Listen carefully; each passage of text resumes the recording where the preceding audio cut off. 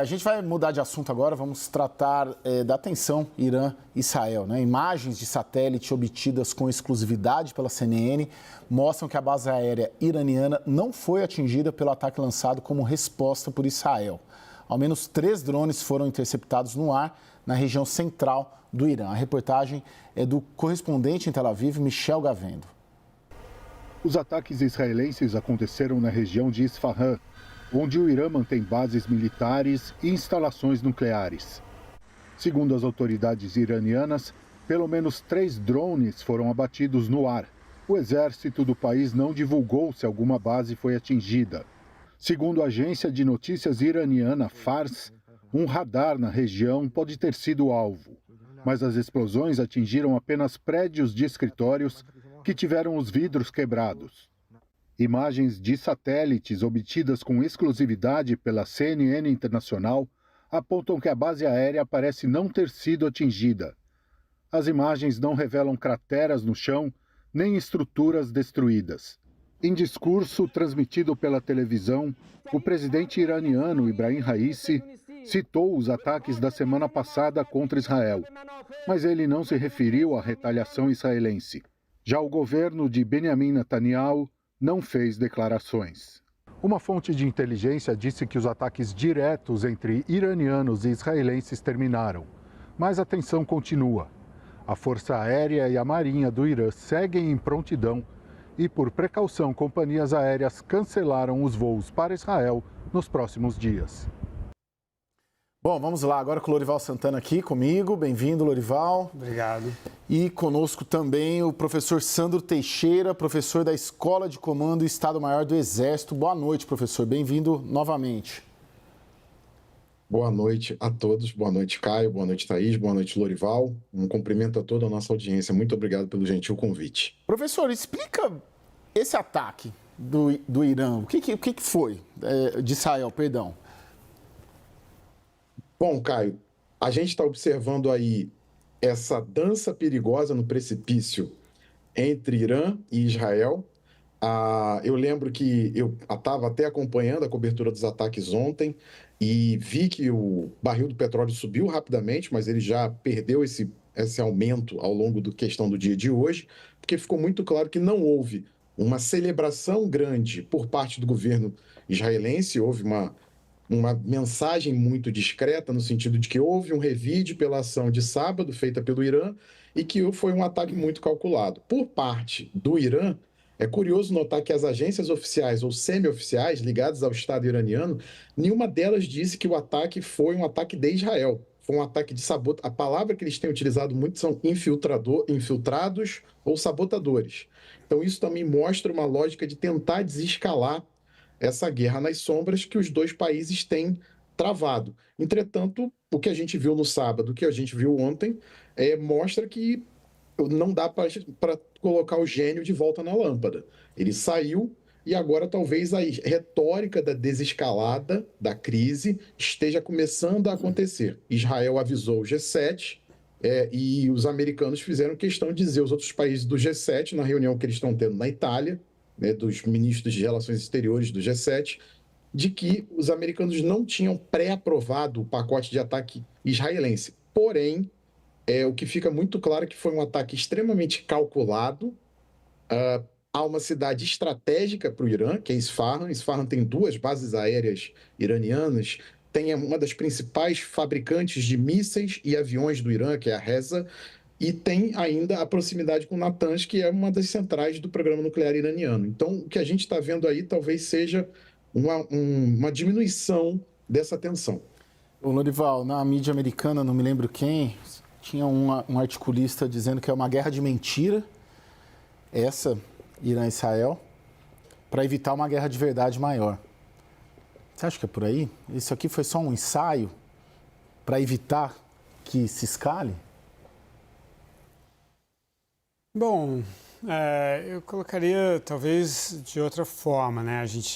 Vamos dar uma contextualizada, né? Nos últimos anos, Irã, aliás, nos últimos 45 anos, né? O Irã tem assimilado os ataques que acontecem em território iraniano sem uma reação direta, sempre usando os seus grupos por procuração, não é?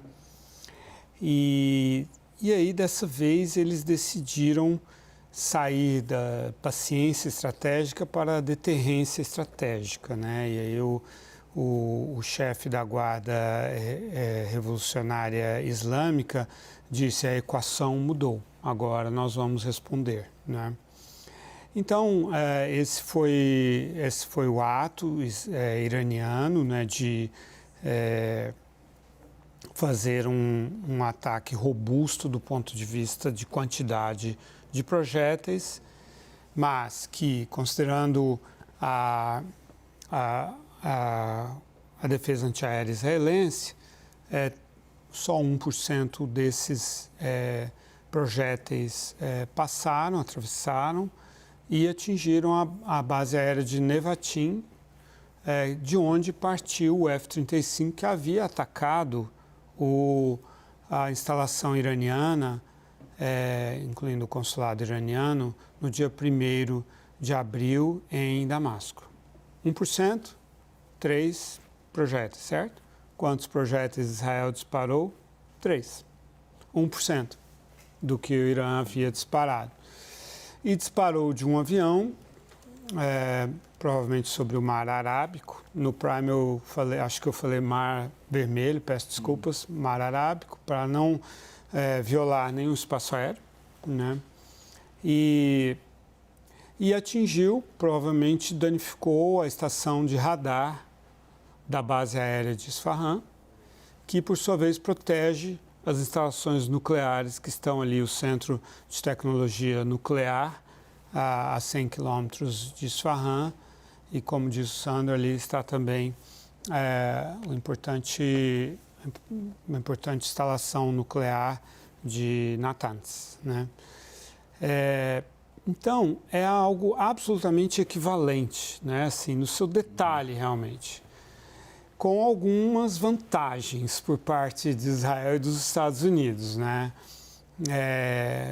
Enquanto que os mais de 300 projéteis iranianos, 99% não atravessaram o sistema antiaéreo israelense, montado com a ajuda americana e com sistemas americanos, os 3 mísseis israelenses atingiram perfeitamente o alvo, atravessando o sistema de defesa antiaéreo russo.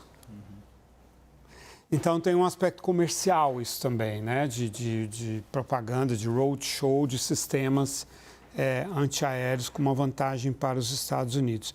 Então, Israel, assim como o Irã, na minha leitura, ambos atingiram seus objetivos militares e políticos, que eram no caso do Irã, estabelecer uma deterrência estratégica e atingir o alvo, que era a base de Nevatim, base aérea. E Israel, por sua vez, também atingiu seus objetivos político e militar, quais sejam: objetivo militar de atingir uma instalação, uma base aérea, perto de uma instalação nuclear, dando um recado de que pode prejudicar o programa nuclear iraniano, se quiser, se desejar, mas sem escalar o conflito, atendendo assim ao interesse dos aliados da coalizão que se formou depois do ataque iraniano, e que se havia perdido, a solidariedade israelense se perdeu depois do 7 de outubro, se formou e se perdeu por causa da campanha do Netanyahu na faixa de Gaza. Então, ele recupera essa solidariedade internacional, atende aos pedidos dos aliados de não escalar, mas, por outro lado, dá o seu recado, não só no território iraniano, mas também nos territórios sírio e iraquiano, dizendo o seguinte: Irã, você disse que estabeleceu uma deterrência estratégica, não contra mim. Eu continuo atacando a Síria, quando eu quero, do jeito que eu quero. Eu ataquei a Síria, você ficou bravo, fez esse ataque a gente, pois eu continuo atacando a Síria a hora que eu quiser. Essa equivalência que você coloca, professor Sandro, de alguma maneira, para Israel, da forma como ele planejou, ele sinaliza que quer encerrar esse ciclo de enfrentamento com o Irã? É isso? E vai conseguir encerrar? Essa talvez seja a pergunta não de $1 milhão, né, mas de $1 bilhão, talvez, Caio. É possível, sim, que a gente veja Israel conseguindo dar uma mensagem clara. Agora, há uma enorme pressão. E ontem a gente teve uma manifestação dos russos, que foi uma coisa inesperada. Houve um pedido de cautela, um pedido de que talvez as coisas devessem baixar a temperatura dessa crise, e a gente viu os chineses também dizendo algo nesse sentido. Então a gente está vendo aí um raro episódio no qual 3 grandes potências estão concordando em alguma coisa. Estados Unidos, Rússia e China concordando em que esse é um conflito que ninguém deseja e ninguém quer. Se Israel demonstra que recuperou essa capacidade, e aí reforçando o ponto que o Lorival falou, Netanyahu consegue, através dessas ações, uma sobrevida na qual ele não precisa ficar olhando a todo momento para cima do ombro, achando que o seu governo pode ruir, isso também acaba sendo trabalhado por essa coalizão como uma forma de tentar mudar também o cenário da guerra em Gaza. Então, olha, você não precisa ir em Rafah. Talvez seja a hora de uma negociação, talvez seja a hora de sentar e esperar, porque se você for, você pode causar uma tragédia humanitária. Isso ajuda a que a gente entenda, inclusive, a manifestação do ministro de extrema-direita que integra esse governo, que é o Ben-Gvir, que escreveu lá uma mensagem no Twitter dizendo uma expressão jocosa israelense para dizer que foi um chute fraco na direção do gol. Foi um chute para o goleiro agarrar. Mas, de qualquer maneira, o Lorival também disse bem, os israelenses conseguiram fazer um ataque em Isfahan, que é no centro, no coração do Irã, uma base extremamente importante, tanto que lá tem os caças F-14 e outros caças bombardeiros de fabricação russa. Além disso, também fizeram um ataque na Síria e no Iraque, onde eles eliminaram figuras ligadas à Guarda Revolucionária. Então, é sim uma maneira de demonstrar poder, mas de não demonstrar suficientemente para que se seja provocado o Irã. Hoje a gente teve uma declaração do ministro das Relações Exteriores do Irã dizendo que esse ciclo se encerrou, mas que Israel não tente fazer nenhuma outra ação porque será respondida de maneira muito intensa e muito forte. Então, creio que seja o momento em que a gente comece a ver o baixar dessa temperatura. Agora, só os próximos dias vão dizer, porque a gente teve declarações dizendo que uma ação só seria depois da Páscoa, e nós estamos aqui discutindo antes da Páscoa, antes do 30 de abril. Não, mas é interessante você colocar as potências, professor, porque o governo dos Estados Unidos ele foi informado, né, com antecedência sobre os planos de Israel em contra-atacar o Irã. Segundo as fontes ouvidas pela CNN Internacional, Joe Biden não apoiou o plano. O correspondente Alex McQuarrie tem as informações. Acompanhe com a narração da Denise Bobadilha. O governo Biden não endossou o plano israelense de atacar o Irã, segundo uma autoridade dos EUADs e CNN. Tal como outra fonte havia confirmado, durante a noite, Israel realizou um ataque contra o Irã em resposta às ações iranianas sem precedentes do fim de semana contra Israel, com mais de 300 drones e mísseis. O governo dos Estados Unidos foi informado sobre os planos de Israel para atacar o Irã na quinta-feira e avisado que um ataque aconteceria nos próximos dias. Quando ele aconteceu na manhã de sexta-feira no Irã, imediatamente vieram questões sobre o alvo ou alvos. Segundo as fontes, o governo americano foi informado de que o ataque israelense teria alcance limitado, provavelmente contra um alvo militar, mas não nuclear ou civil. As autoridades de Biden encorajaram Israel a aceitar a vitória, o que significa que Israel deveria aceitar que derrotou o enorme ataque do Irã no fim de semana e seguir em frente para evitar escalada. E que os aliados também pediriam mais sanções contra o Irã. Mas, como Israel não atende a esses apelos internacionais, o governo dos Estados Unidos está agora se preparando para que o Irã e Israel poderão fazer a seguir, temendo que a tentativa de dissuasão de cada país só faça com que o conflito cresça. Eu sou Alex Marco, da CNN. Antes da gente seguir, Thaís, só dá um parâmetro aí, como que foi o mercado e o petróleo reagiu a esse ataque de ontem? Imagina que o mercado inteiro, do mundo inteiro, passou o dia todo vendo essas declarações, vendo Estados Unidos, Rússia e China convergindo com um pedido de não prossigam, né? Essa leitura toda que o Lorival trouxe, a leitura toda que o Sandro trouxe aqui, quer dizer, o risco está mantido na planilha, mas ele hoje está muito mais contido. Então, assim, qual é o que o mercado está tentando fazer hoje? Está tentando dar preço nesse novo patamar de risco, porque o patamar mudou. E não é um patamar só da questão geopolítica, é o patamar também da economia americana. Então, há 2 novos riscos na mesa e, portanto, o mercado com essa volatilidade que a gente está vendo nessa última semana, e o petróleo é uma das variáveis dessa tentativa de reprecificar, como a gente fala em economês, é entender qual é o custo desse novo risco que se impõe ao funcionamento global, dos mercados no globo todo, movimentação de capital, movimentação de petróleo e tudo mais. Então, o petróleo ontem dispara 4%, uma estilingada que não é comum acontecer, e rapidamente, ou seja, questão de horas, quando fica claro que não foi um ataque massivo, uma coisa assim, a coisa já começa a voltar. Ele cai, depois ele volta e acaba fechando na estabilidade. A mesma coisa dos mercados globais, né? Essa tentativa de encontrar o novo patamar. Há 2 riscos na mesa, os 2 riscos são graves, e hoje eu ouvi uma coisa muito legal que o cara disse assim, nos Estados Unidos, ele falou assim, olha, todos os riscos são possíveis, mas o mercado está preferindo ver que poucos deles são realmente prováveis. Que é exatamente o que eles estavam falando, Exato. colocando também, né? Essa dimensão toda. Vamos lá para Brasília rapidamente, só para a gente colocar um pouco do Brasil nessa situação, né? Vamos falar da reação brasileira a esse ataque. Sem condenar nenhuma das partes, o Ministério das Relações Exteriores voltou a pedir, abre aspas, máxima contenção e que a comunidade internacional mobilize esforços para evitar uma escalada da tensão. Os detalhes com a repórter Luciana Amaral, ao vivo, de Brasília, já está aí no telão. Luciana, boa noite. Boa noite, Caio. Boa noite a todos que nos acompanham aqui no WW nesta noite de sexta-feira. Assim como a gente já vem trazendo ao longo da semana, o governo brasileiro tem evitado condenar qualquer uma das partes envolvidas nesse conflito. Hoje, então, o Itamaraty divulgou uma nota que repete o tom da manifestação ainda da noite de sábado passado, da semana passada, horas depois do ataque do Irã, com mais de 300 drones e mísseis contra Israel.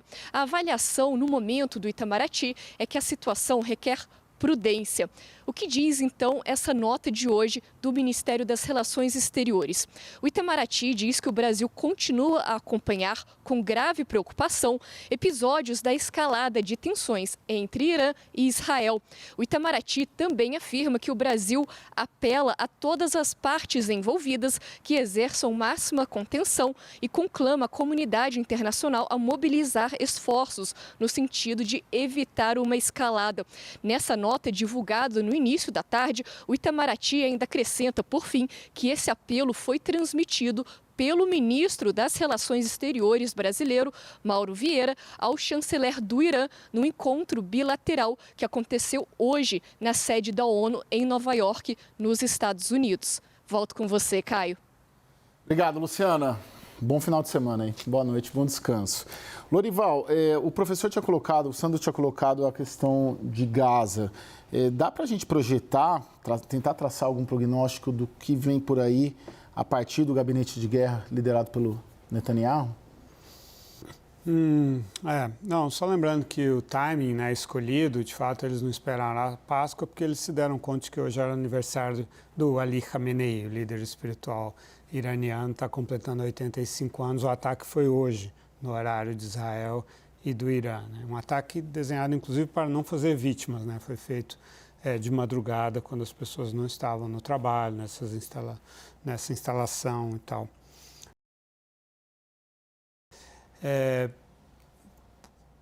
O que a gente pode ler, né, da atual postura, da nova, ou não sei se nova, mas a atual postura do Netanyahu foi uma postura, como eu disse, de preservar essa aliança, né, essa solidariedade renascida com o ataque, recuperada com o ataque iraniano. Então, neste primeiro momento, a leitura que a gente pode fazer é que Israel preferiu atender aos pedidos, né, desses países, em vez de dar um murro no nariz do Irã, que Israel pode dar.